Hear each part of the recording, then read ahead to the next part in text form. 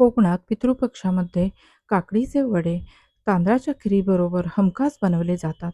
पण त्याचबरोबर एखाद्या दिवशी सकाळच्या नाश्त्यात बदल म्हणून ही गरमागरम वडे बनवले जातात आणि चहाबरोबर तर हे वडे अप्रतिम लागतात.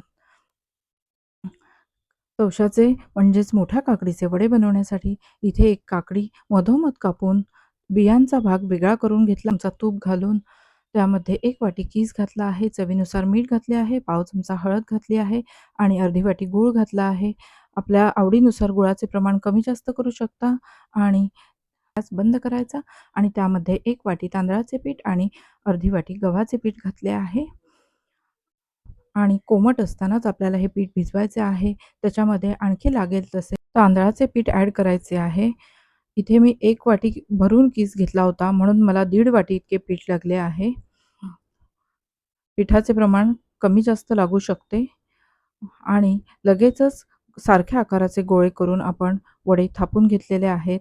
आपण बघू शकता वडा कसा टम्म फुगला आहे. प्लास्टिकच्या पिशवीवर प्लेटने दाबून वडा थापणे अधिक सोपे जाते.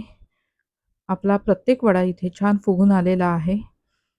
आपले मऊ लुसलुशीत काकडीचे वडे अगदी झटपट तयार झाले आहेत. आपल्याला आजची ही रेसिपी आवडली असेल तर प्लीज एक लाईक करा.